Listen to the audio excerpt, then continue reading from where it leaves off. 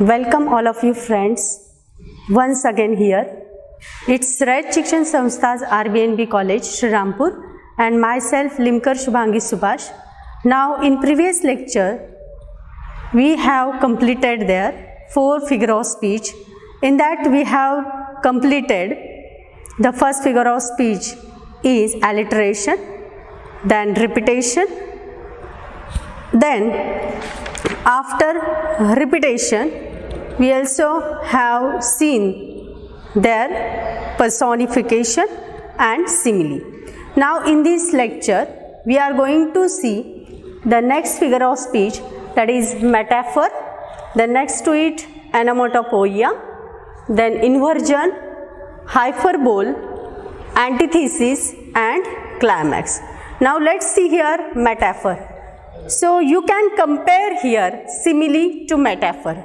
So what is in metaphor? So I am going to give explanation of it, that in the given sentence there is indirect comparison between two different or dissimilar things, and the second one most important thing, and that is there is no use of the words so, such, as, similar and like. So take an example of it, that heart of stone. So here what are the two dissimilar things here?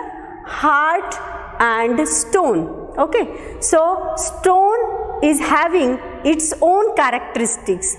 Also heart is also having its own characteristic. So these are totally two different things, heart and stone. But now in this sentence heart is indirectly compared to stone, the dissimilar thing. So there is no use of in this sentence the words like so, such, as, similar or like. As well as take another example of it, that is time is money. So in this sentence also time is different, totally different thing as compared to here money. Money is also here different thing. So we can here in this sentence two dissimilar ideas, that is time and money. These two dissimilar ideas indirectly compared by not using the words like so, such, as, similar and like. Now take third example also here, that the word is a stage. So here also here world, okay, the word is a stage. So here word is different from stage, but it is indirect comparison between word and stage. So when you are going to explain it in the explanation of this line, you have to explain like that way. So word is the word is here dissimilar thing which is compared to stage, and stage is again here dissimilar thing than word. So these two things indirectly compared to each other, and that's why we can call it as metaphor. So you can compare, when you are going to compare simile and metaphor, it's easy to you. When there is direct comparison, it is called as the simile. When there is the use of the words like so, as, like, such, so these words occur in the sentence, then it is be called as simile. So metaphor is different than simile. So you can make comparison between these two figures of speech. So you can convert this sentence into simile also. What is that? That heart is like the stone, or time is like the money, or the word is like a stage. So you can convert this. You can change these all sentences into simile figure of speech. Okay. Now next is onomatopoeia. So what is in onomatopoeia? The first characteristic of onomatopoeia, that is a word itself, the word which is given in the sentence, the word itself expresses sound, or we can call it as when in the given sentence the sound describing word is there, so we can call it as onomatopoeia. Then here the example of it, that the twittering of tiny birds. Twittering is the sound of birds. So twittering is the sound describing word. Okay, twittering is the sound describing word, so we can call it as onomatopoeia. The second example of it, the rhyme, nursery rhyme, that is Peter patter raindrops.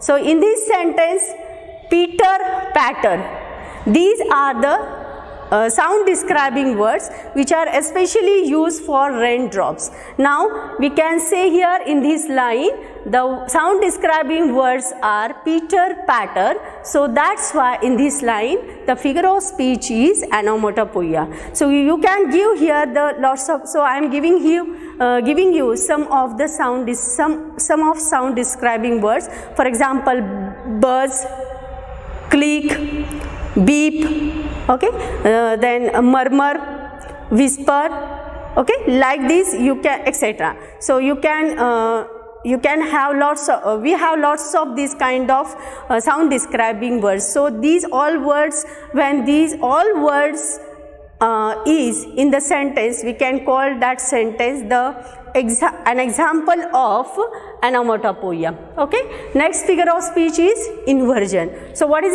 inversion? The feature of inversion is sentence, in the given sentence words are not in correct prose order. So in English language, what is the correct prose order? How, in what way we are going to write the sentence in English? That is the correct formation of English language word when you are going to write or when you are going to say it. The correct prose order is subject plus verb plus object. So this correct prose order is mainly not followed in the given sentence, then it is called as the inversion. So take an example of it, that but don't you quit. So here all the words are disturbed. There is not, in this sentence there is not the following of this structure, that is subject plus verb plus object. So what is here the correct prose order? That you, but you don't quit, that is the correct prose order. And here also in second sentence, in when is the word play. So what is the correct prose order here? The word is in when, sorry, the word play is in way. So it is the correct prose order here. So we can say here that in this sentence inversion. So when you are doing explanation of this inversion as an answer of yourself, at that time you have to write like this, that in this sentence, in the given sentence, the correct prose order is not followed, that's why the figure of speech is inversion. So the correct prose order, that's also essential there, that the correct prose order is that the word play is in way, or but you don't quit. This is the correct prose order. Now next is hyperbole. Hyperbole means what here? That when there is in the given sentence for the emphasis or for to create the greater effect on the language, at that time the poet is using overstatement, or we can call it as the exaggerated statement is used in that particular line, then it is called as the hyperbole.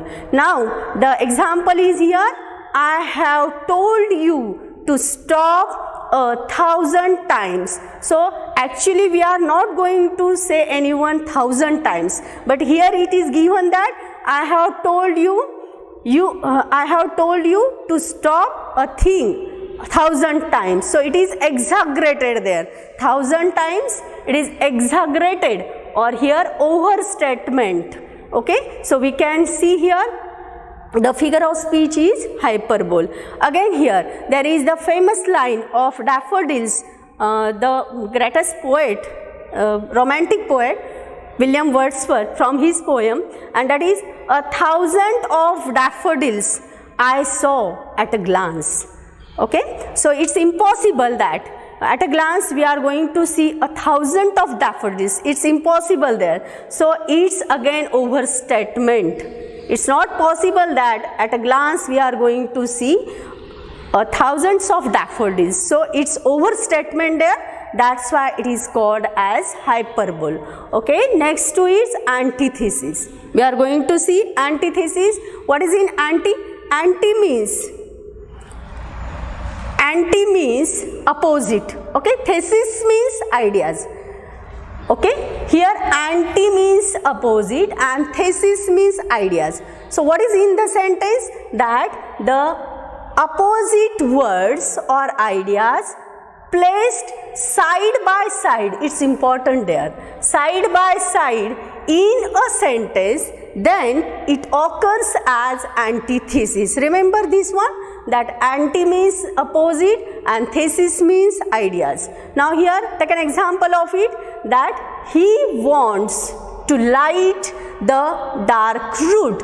So in this sentence there is light, this idea or this word is opposite to dark. Okay, so these two opposite words placed side by side in the same sentence, so we can call it as antithesis.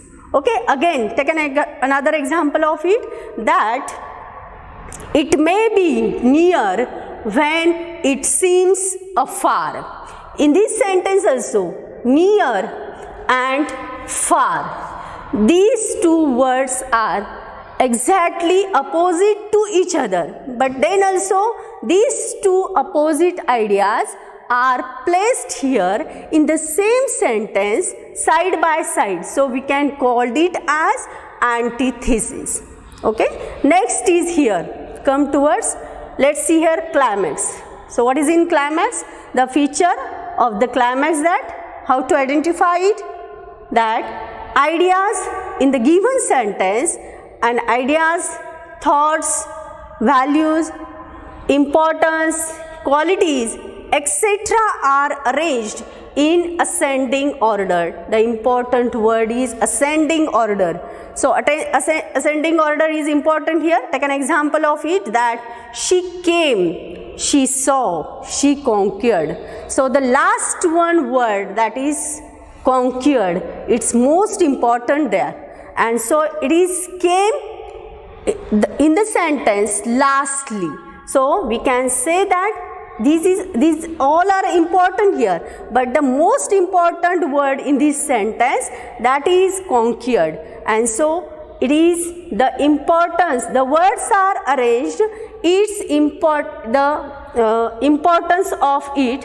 So it is placed there in ascending order of their importance. That's what came, we took it earlier, then after came, later on we took here saw, and then the most important, that is in ascending order, that is conquered.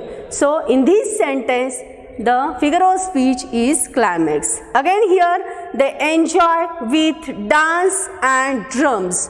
Okay, drums here is also most important, but it comes here in the last in this sentence. So dance and drums, these two ideas are here, but these two ideas also placed here in an ascending way. So we can say here in this sentence also the figure of speech is climax. Okay, so today we have complete here. The figure of speech is again here metaphor, then onomatopoeia, inversion, hyperbole, then antithesis and climax. Okay, thank you. It may be help to you.